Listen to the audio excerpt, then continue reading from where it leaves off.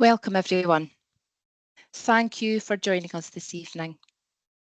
My name is Joanne Duncan and I am a team manager in our ELC inspection teams. If you are joining us this evening, we hope you're all familiar with the Care Inspectorate and our role as a scrutiny body for inspecting standards of care in Scotland. A big part of our role is also to support improvement and help services and providers to make positive changes. And we are here this evening to share some information with you all about children leaving settings unsupervised or being in unsafe situations, and to highlight everyone's role in keeping children safe. I'm just reading some comments here. We've got some difficulties with the comments, the screen. I am joined this evening by some colleagues who will hopefully be able to help you with the difficulty there with your screen. Taking you through this presentation this evening will be Sarah Bergen from the ELC inspection team, and we've got Glo McLaughlin, who is our senior staffing advisor within the Safe Staffing programme. We're also joined on the call this evening by Aaron Brown from another of our ELC inspection teams, who is supporting with the tech side of the event. Anne McIntosh and Jane Lynch, two of my ELC team manager colleagues, will be supporting the monitoring of the chat and helping to answer questions as we go through. So a big thank you to all for joining us and taking this opportunity as well to thank my colleagues for supporting this event. Now I can see we're having some difficulties with the screen, so I'm just going to check everybody's comments.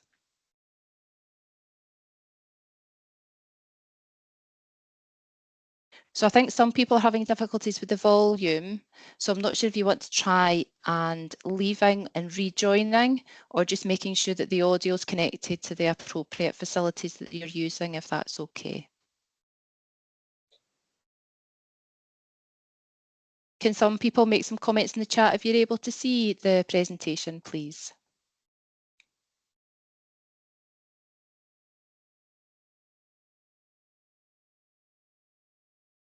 Thank you for confirming. Thank you very much. If we can just go to the next slide, please, Aaron.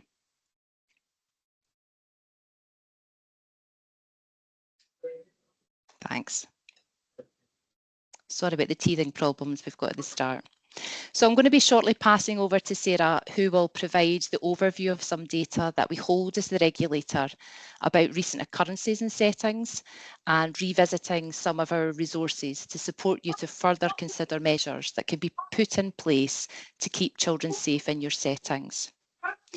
We are also very privileged to be welcoming our guest speaker, Michelle Morrison, an early years senior practitioner from Aberdeenshire, onto our webinar this evening. And together, Sarah and Michelle will be sharing details of an incident that occurred in a setting. We will then be joined by Glo, who will provide a recap of the legislation enacted in April last year, the Health and Care Staffing Scotland Act, and describe the direct link between what we have found as potential factors in children leaving services unsupervised and the principles of the legislation. We will have some time at the end of the webinar where we will open up to comments or questions. We do appreciate this is an evening webinar where everyone has been working really hard all day, so we would appreciate if any comments or questions can be asked on the chat until we reach the Q&A section, where you will then be invited in to ask any questions or make any comments, and this will allow us to keep to our 45-minute schedule. Myself, Anne and Jane will do our best to monitor the chat and answer any queries if we can as we go through. Thanks again for joining us this evening, and I'll now pass you over to Sarah.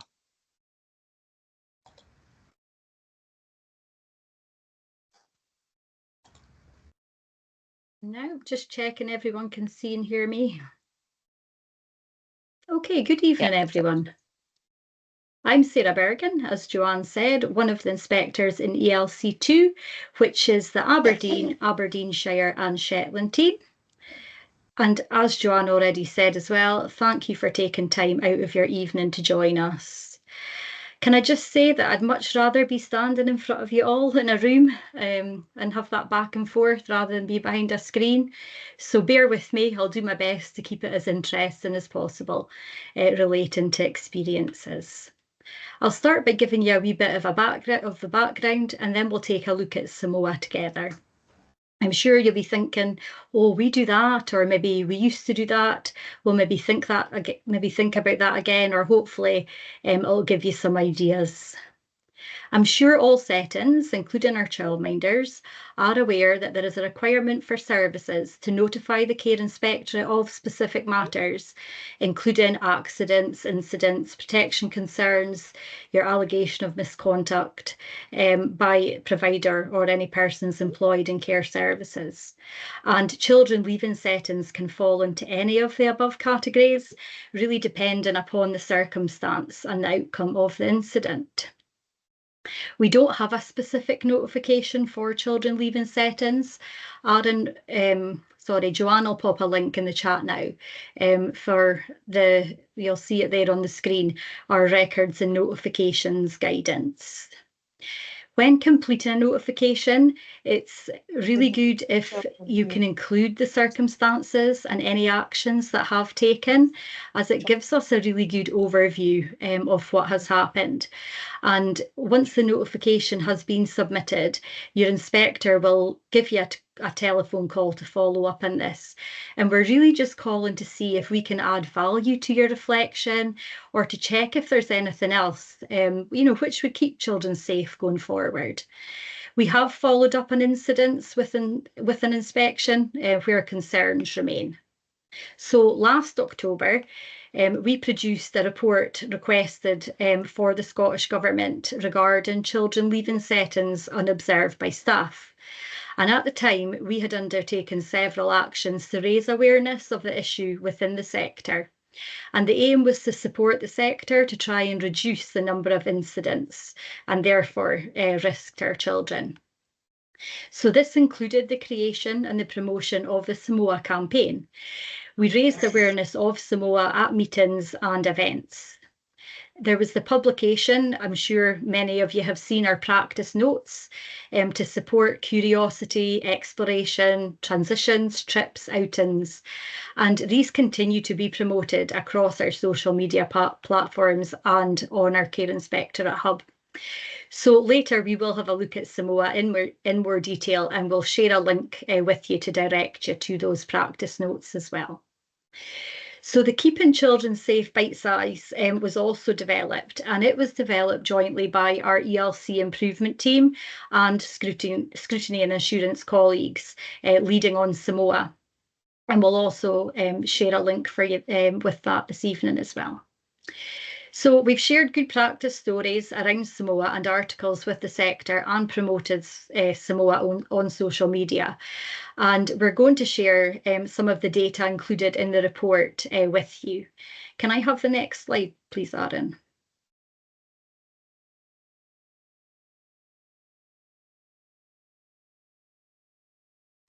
So this graph shows data up to the end of September 2024, and we've identified the position in respects of incidents and what impact the work that has been done in the sector has had to reduce the number of incidents.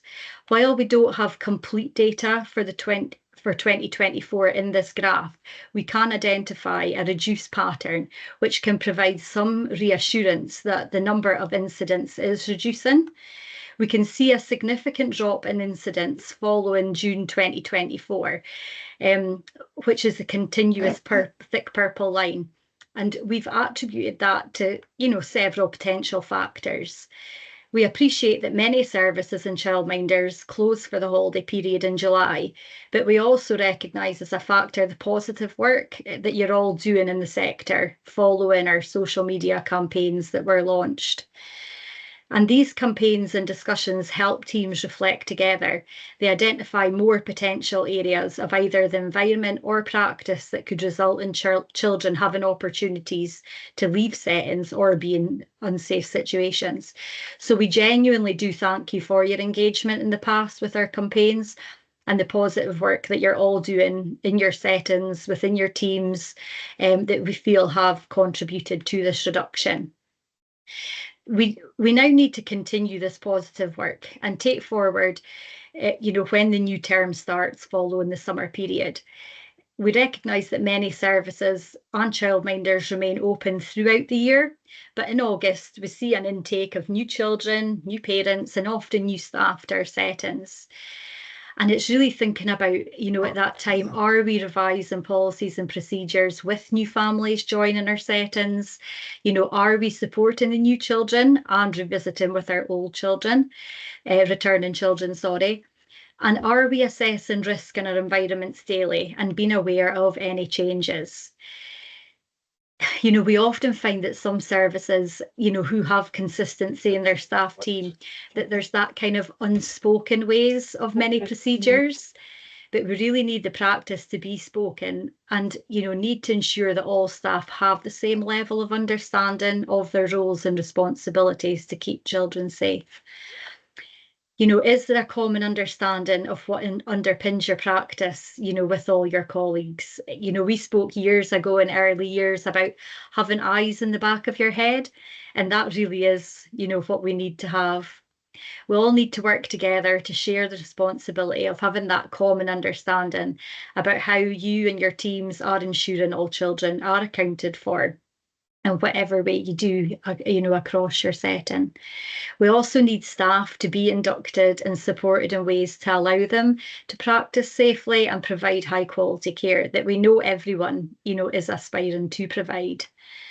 It's often about ensuring policies, procedures are explicitly detailed, which outline individual responsibilities. So, for example, are you the one that's welcoming the children and the families into the setting, or the home that day?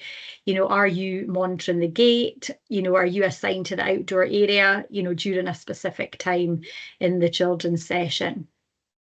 When it comes to individuals' responsibilities of securing the environment, such as locked gates, doors, undertaking important daily checks, or making sure parents are securing doors behind them, we need all staff to ensure that they have all the information and expectations laid out for them, which allow them to fulfil their responsibilities. So where are we now? So we're continuing to work with the sector to raise that awareness of the types of incidents and steps that can be taken to reduce the occurrence. We'll continue with our social media campaign, continue to raise awareness through our in-person work with providers and staff and services. So that includes inspections, but also through the range of, full scrutiny activity, like, including complaints, registration as well. As part of this, we've introduced an inspection focus area, which I'll share a little bit with you now. Aaron, could I have the next slide, please? So the start of our inspection year, April 2025, we're now undertaking a focus area to help us understand more about how services support children's safety, well-being and engagement in play and learning. These aspects have always been part of inspections, and there'll be no change to the inspection process for services. However, you will see the focus area referenced within the introduction of your report. Further guidance on our inspection processes can be found in our guidance, which there's a picture of there, and you'll get more information about the focus area there. So our focus area is for all early learning and childcare and school-aged childcare only. So what we're really focusing on with the focus area is staff deployment, it's safety of the physical environment indoors and outside, the quality of personal plans and how well the children's needs are being met, and children's engagement within their experiences provided in the setting. So this takes us on to Samoa and the impact we as inspectors are seeing in settings. If I could have the next slide, please, Aaron. So let's take a wee look at Samoa together. How can the Samoa campaign support us to keep children safe? So our first one we're going to look at is safety. So we all know children are naturally curious and creative. It's very easy for them to use loose parts, such as moving a garden pot to get over a fence. They often just think they're exploring further when on outings, And it's really important to be aware of new children or other children who might require extra support, as they might not be as familiar with the routine. So they're maybe not aware when it's time to come back to the playroom from the gym hall, for example. It's important to look at the environment, do daily checks, consider routines and transitions, and risk assess outings. On a recent inspection, the service had a safety team, which was a group of children who volunteered each day. And this involved them going outside together and checking the environment to make sure it was safe. And they were talking about, how they climbed trees safely. But it also included a discussion about the weather and, how the weather might affect their play and what they might find as a result. And a little bit later, during their play, I heard the children, they talked about their tools as they explored with scissors while they were using them to cut plants. And, they knew how to transport them safely on a tray. You could see that, all this was really part of their routine. And it really highlighted the children's understanding of keeping themselves safe. Could I have the next slide, please, Aaron? Okay, so inspect. So as well as the resources in the environment, daily checks of security is also really important. So your windows, your doors, your gates, inside and outside. And as part of quality assurance, we've seen settings use the Keeping Children Safe practice note at staff meetings. And staff have told us that they've found discussing the scenarios in the practice note and other scenarios very useful, as not all settings have experienced an incident. And one setting told us that although they did daily checks and they thought their outdoor area was secure, following self-evaluation, they'd actually made their outdoor gate more secure. So, that was able to have an immediate impact. Could I have the next slide, please, Aaron? Okay, so monitor. Staff's understanding of security and their roles and responsibilities, around this is really important. I said already, but considering moving from one space to another, how that's done, are head counts being done regularly? Is staff deployment effective? So if a child is moving a plant pot to the garden fence, is someone noticing this? And quality assurance processes can support this as well. Leaders and services regularly monitoring staff practice on the floor has seen to support effective staff deployment. And involving the children can be really effective as well. On a recent inspection, a group of children were getting ready to go on a community walk, and a child had their Samoa elephant puppet tucked under their arm. And they said to everyone, "Do we have a magic number?" And what they meant was, have we done a head count? Do we know how many children we have? And they proceeded to do a head count together following that. We see laminated sheets inside and outside of doors. That's really popular and effective way of keeping track of the number of children, inside and out, as well as head counts. And in another inspection, staff use lanyards around their necks with children's names to keep track as well. So, all really effective ways of monitoring. Could I have the next slide, please, Aaron? So observe. So, getting to know children, is so important, especially when they're settling in, including those relationships with families. Are families getting into settings and homes daily? Is there an opportunity to develop those relationships? Sometimes children miss family members, they just want to go home and see them. Sometimes they're just happy and excited and think they're going to explore further. Ensuring children engaged in play and quality interactions from staff will support children to feel safe and secure. And again, supporting children to understand potential risks. When we're in settings like this, it's almost like an ethos that's formed in a setting or a home where you hear adults use language with children such as, do you feel safe doing that? Or how could you make that safe? Rather than your, oh no, be careful. And it's really supporting children to think for themselves and solve problems. the use of the Samoa puppets has been a great hit. We've seen all sorts of shapes and sizes, homemade ones, you name it. And the children really seem to relate to this. You know, they can tell you about the puppet, you know, why it's there. They enjoy taking it on walks, trips, and often home for the weekend. In one setting, Samoa had been up on a shelf when some children were sitting having snack, and one child said to the other, Samoa's watching, you don't cut your fingers off. So, you know, this sort of things, when you hear that, you really know it's, you know, having an impact. Could I have the next slide, please, Aaron? Okay, so last of all, act, you know, and it's just about being proactive, looking for that early indications of risk in the environment, children being engaged, staff supporting, you know, children with their understanding. And if there is an incident, it's that reflection and thinking about the learning that's taken from it to prevent, you know, future incidents. Can we have the next slide, please, Aaron? And that's kind of where Michelle comes in here, just to share with us tonight. So Michelle, as Joanne said, is an early years senior practitioner in an Aberdeenshire setting, and she's very kindly agreed to join us this evening to share about an incident that happened in her setting and the reflection that followed, you know, what had been put in place to prevent future incidents. So welcome to Michelle. Thank you.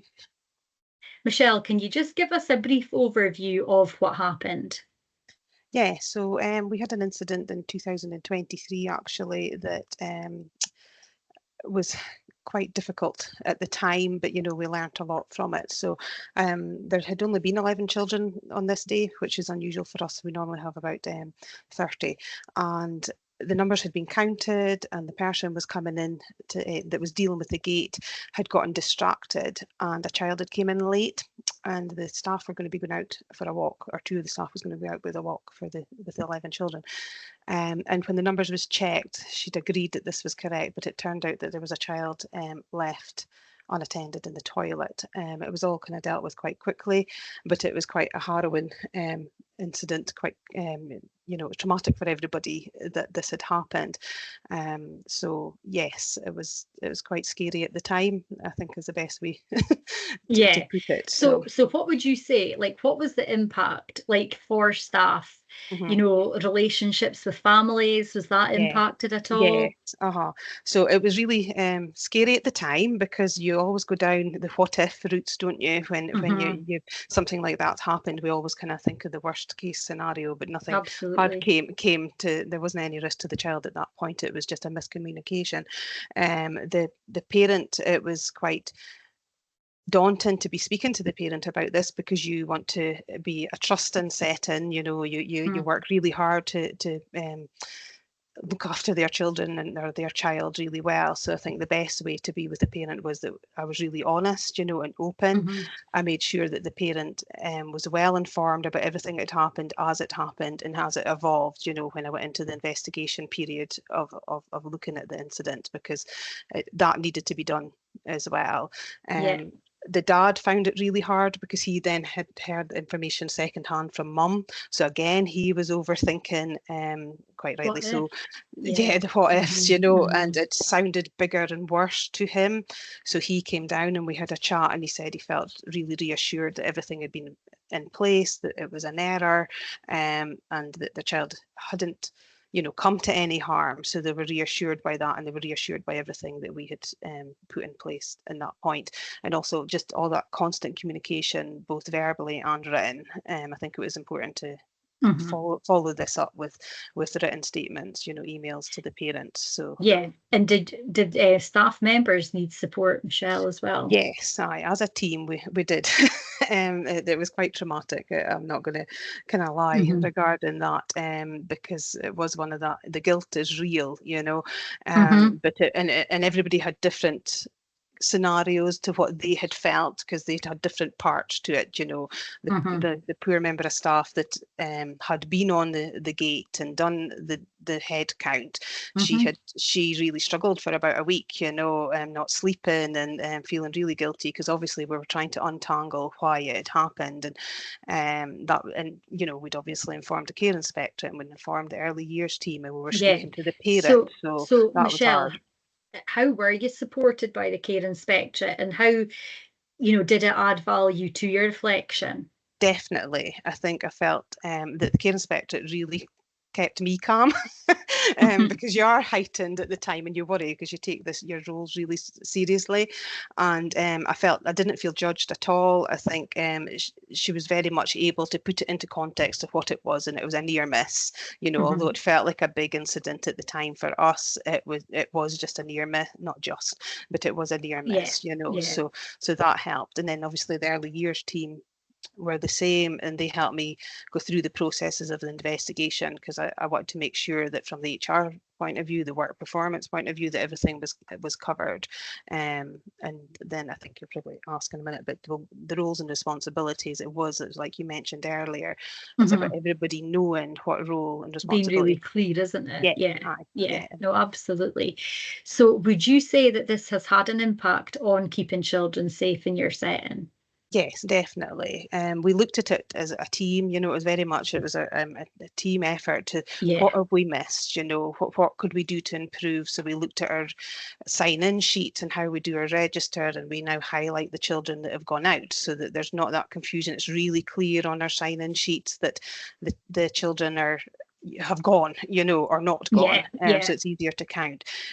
You were saying about laminated sheets. We also always had numbers, but now what we do is the counting numbers, and they write the names of the children on the board. You've got the names waiting to come in. So they are then rubbed out when they come in. But the main key message is that lots of people like to help. I know. They think they're helping, but it was about people really sticking to their role. So if they were on the gate or the door, that's exactly what they should do, and they should carry out each task that's involved in that, so that then there's not confusion, because then that's when people get the numbers wrong. We always were good at counting, but it was just a miscommunication. But I think the counting's gotten much more stronger now. There's always that counting of who's in, who's out, and there's that communication all the time. And it is just like that ethos, isn't it? Just like what you do, your daily, your bread and butter. Especially if you've got we've got twos, and obviously there's childminders on here. You're going to have one or private settings are going to have younger children, and we've got high level of ASN need, so it is just about knowing your children really well and your setting really well. So thank you so much, Michelle. That's all right. But I think I forgot to say, because I think it was the main thing, is I didn't feel judged. The care inspector did not make me feel, or the early years team, that they didn't make me feel judged. It was very much like, let's work this out together. That's super. Thanks, Michelle. No problem. Thank you. There will be some time at the end to ask any questions. I'm just going to tie up now. Can I get the next slide, please, Aaron?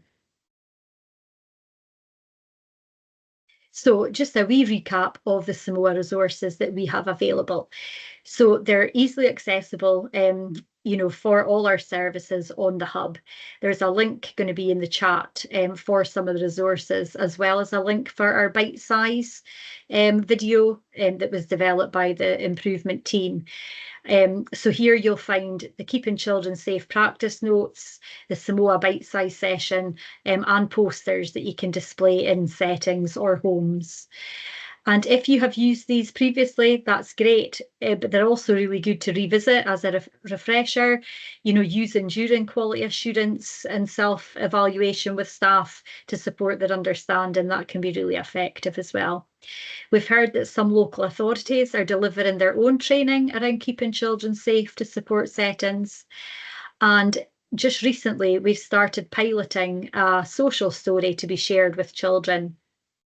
And during a recent inspection, this had been shared with children prior to our visit. And we felt that it did really support the children understand that we were a safe person, who we were and what we were doing in their nursery.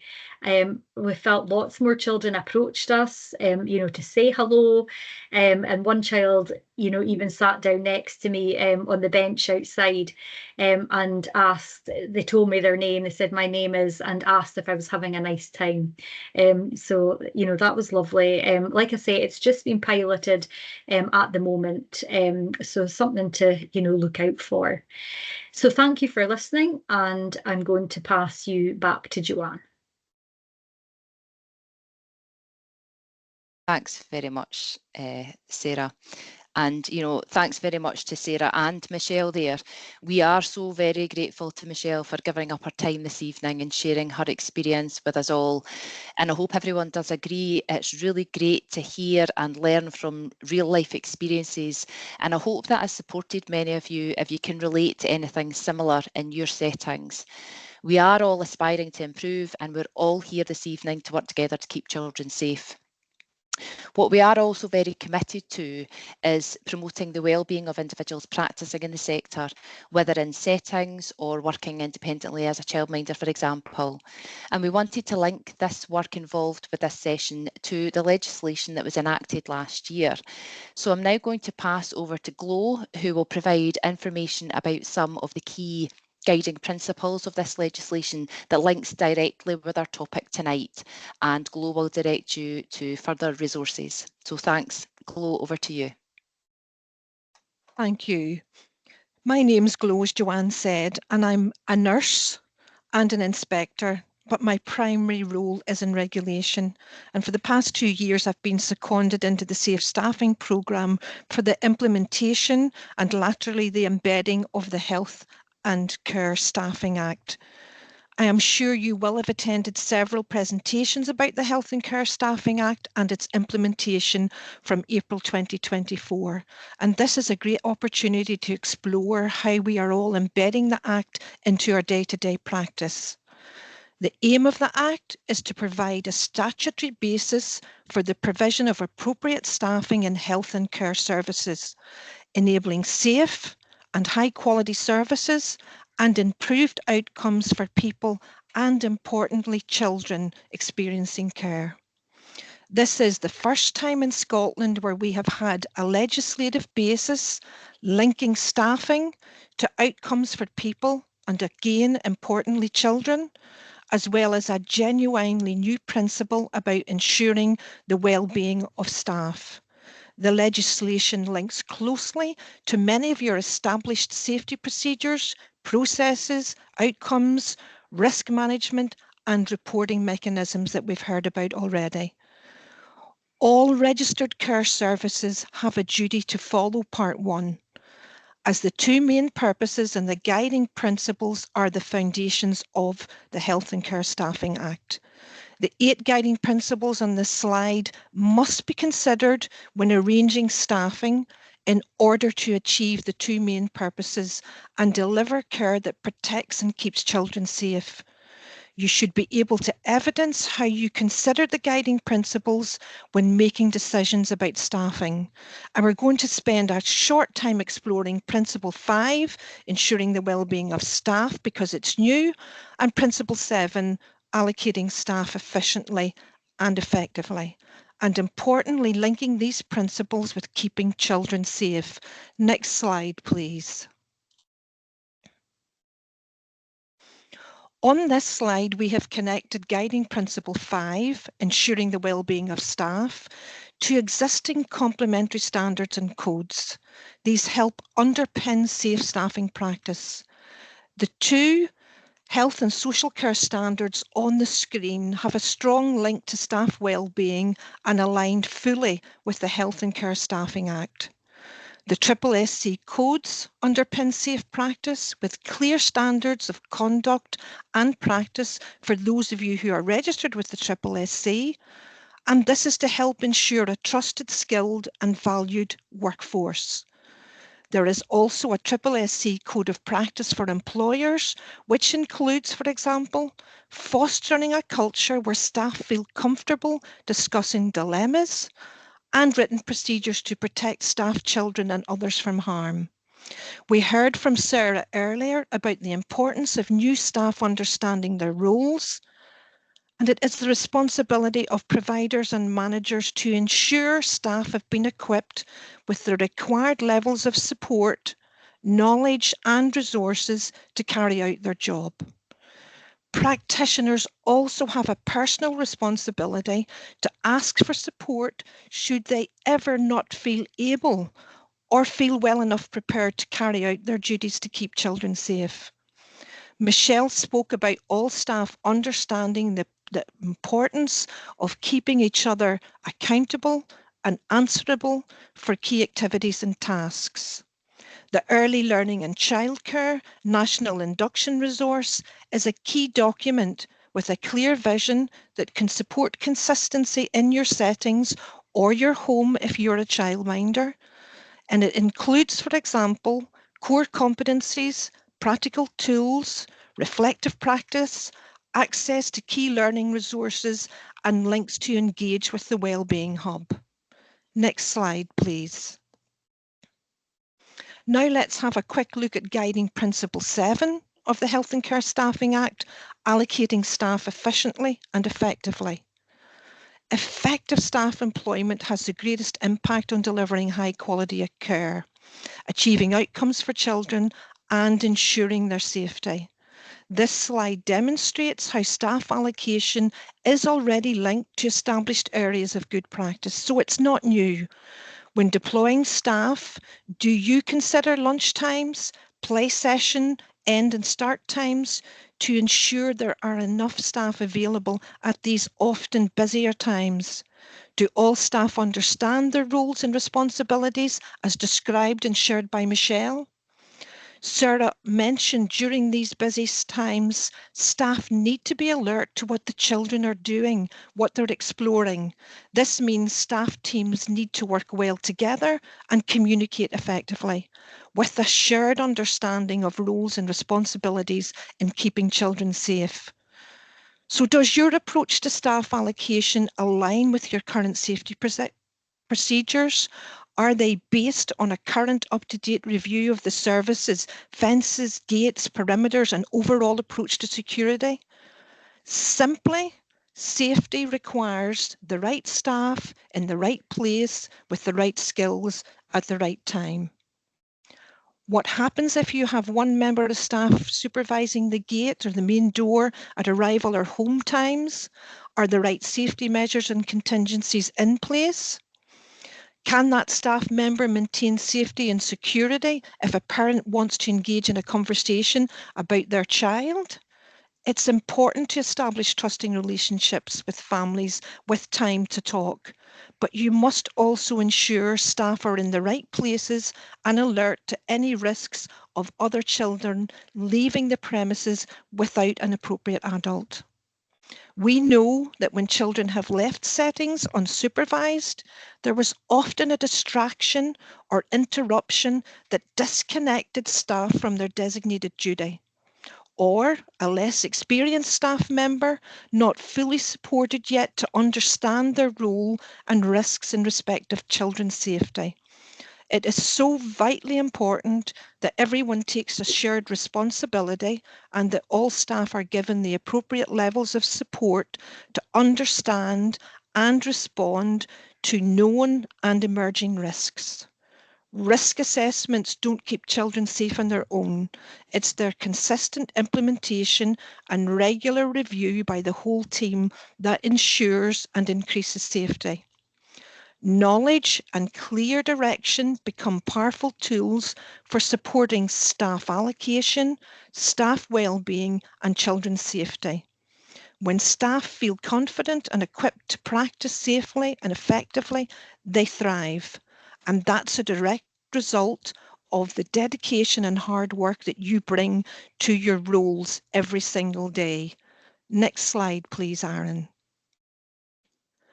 Finally, you can see the wide range of resources the Safe Staffing Programme have produced for the Health and Care Staffing Act.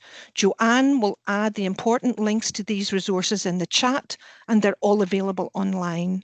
I hope this short insight has helped highlight how the Health and Care Staffing Act, SSC codes and legislative frameworks continue to underpin your practice in keeping children safe. An important takeaway is to recognise that just like Samoa, safe staffing is a continuous process and not a one-off event. It's often too easy to focus on the barriers to safe staffing, but it's important to remember that each staffing risk that you identify can become a powerful enabler for positive change, but only when it has been observed, reported, and acted upon before it leads to harm. So please do contact the Safe Staffing Programme if you need any further support around the Health and Care Staffing Act and its implementation. And thank you for listening, and I'll hand you back to Joanne. Thanks, Glo. So thanks very much indeed to Sarah, Michelle and Glo for sharing those key points. We will now invite anyone to ask any questions or make any comments. If you'd like to use the hand function, and we'll invite you in, and hopefully you'll be able to unmute yourself. Please also feel welcome to turning your camera on if you wish, but there is no obligation because I appreciate we are still recording, and the recording will allow others to benefit from your questions if they could not attend this evening. So please do share any questions with us now. I'll just respond to some questions on the chat. So tonight's presentation recording will be shared through our normal social media channels in the coming weeks. So we'll make everybody aware when that recording is available, and the link will be made available to you. So Glo, somebody is asking about safe staffing cards. So I'm not sure if we still have some cards available. I don't know if you can come in and respond to that one, Glo, for us. Yeah, I can come in. We do have a limited supply of the physical cards available, and if you're really keen to get some of those, my email address will have been put into the chat, and also the contact for the programme. And if you want to get in touch, we'll certainly do our best to send you some. But they are also available as a Microsoft Sway, which means this can be downloaded to staff telephones where it's always available, and it's a really easy resource. So we can do both and make sure that we share those. Thanks, Glo. Terry, you've got your hand up. Would you like to come into the meeting and ask a question? Hiya, yes. Hi there. We've got free flow in a shared garden for 2 to 5s. So it's 2 rooms, share a garden. So one's free flow and one's aims to be free flow, but they come out in smaller groups. It'll be 2 or 3 in, 2 or 3 out. But when they're out, just because the 2-year-olds need a wee bit more support. One of the barriers I've got is doing a head count or a way for them to regulate if they're out or if they're in. I've tried whiteboards, rain, they wash off. I've had little like wooden discs, but if it's windy, they blow away and they get lost. Has anybody got a really good way of doing a head count for free flow outside? Where one room does it as a head count and one isn't doing the same head count? It definitely sounds like you've got some good ideas underway, but the difficulties are obviously with the weather.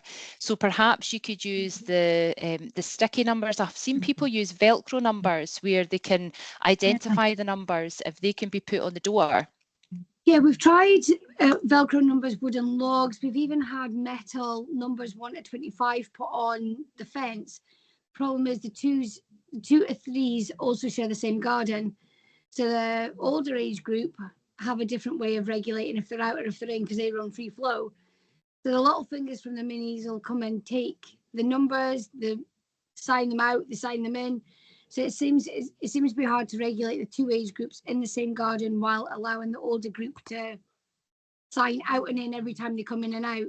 It's nice to do that self-regulation, but I've had a little wooden tree on the doorstep, it didn't work. So just wondered if there's any other way. We've got some people sharing some comments in the chat, so thanks very much. Somebody's talking about decorative stones would help because they wouldn't blow away. That's a really good comment, actually. Other people are talking about walkie-talkies that they use to communicate with the staff inside to ensure that they know how many are in and how many they're out. So that's a verbal communication. And I suppose if you're talking about that verbal communication, it'd be going back to what Michelle was talking about and making sure that the key staff held that responsibility and that responsibility wasn't shared. It is about really staff understanding what is their role. Other people are talking about sharing songs or using lanyards with children's names. I'm not sure what you mean lanyards with children's names in response to that, so please feel free to come in and give us more information about that. Other people are using magnets with children's stickers names on. I use magnets, might work if I could get a string on.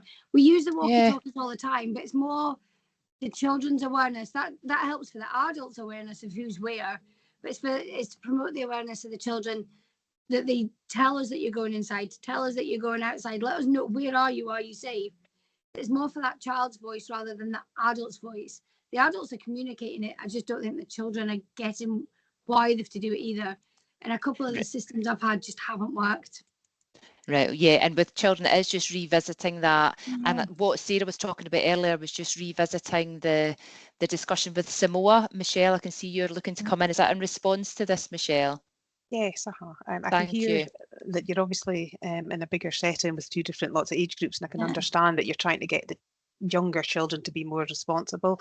I can understand how that would be tricky as well. We had a 2 to 3 room, and we used to have their photo on a bit of paper. You know, they took the photo outside and they put it on a board, but understand that you've got difficulty with that as well. So it's quite a tricky one, but I do wonder if it is just about that verbalization, you know, as if you told such and such inside that you've gone out, you know, and that kind of thing. Would that help with that initial introduction to it when it's little children, you know, the younger children? But I get what you're saying as well. So yeah, the verbalizing bit is there. It's just that awareness, and also think, well, try to get the children to let us know, well, I want to go inside, I'm coming outside. It's just that don't just wander off in. It's trying to promote, let people know that you're safe, let people know that you're here.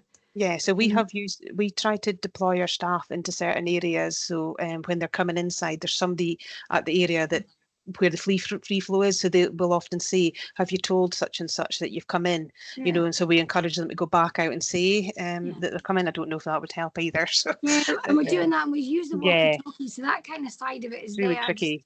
It's just for them to like self-register if they're in, if they're out, and because they're in and out so much, I think they think it's such a boring thing, but they're washing their hands anyway, so I like to put it by the sink, so when they wash their hands when they come in, but then when they go outside, it's in the sandpit, so you're like, oh, your log is in the sandpit and it's not where it needs to be, so I can't find it. So I suppose it's about trying things long enough with children, isn't it, just to let them really try and understand. And there's lots of suggestions coming in the chat, so we're really grateful for everybody making those suggestions. Thanks very much for everybody trying to support that. Have I shelved them before I've gone, that doesn't work, let's try something else too quick, maybe? I don't know. And we will go back and we'll read all the comments in the chat, and if there's any other questions coming in, somebody's asking about Samoa the elephants and if they can purchase them. Thank you so much, Terry. We don't actually sell them, but I think you can buy them from certain places online, but there's nothing that we would promote. I don't know if anybody in the chat could share where they've maybe got them from. If we can just move on to the Amazon have one for about £12. Okay. Can we just pop on to the next slide, please, Aaron? Just tell us to bring this to a close for those that need to leave. What we have done is I've just shared something that should have popped up on your screen to ask for just a little bit of feedback about this evening. Just allow us to determine, you know, what sort of impact we're having on these sessions, and any other sessions that you would like, please put some information in the chat. But again, thank you all very much for your time and for your contributions this evening. The recording, like we said, will be available over the coming week, so please just share this with colleagues in the sector. And thanks very much for responding to that poll that's popped up as well. Please continue to use the chat function for any other comments or points. But thank you all again, and we do wish you all a very pleasant evening. Thank you so much for joining us.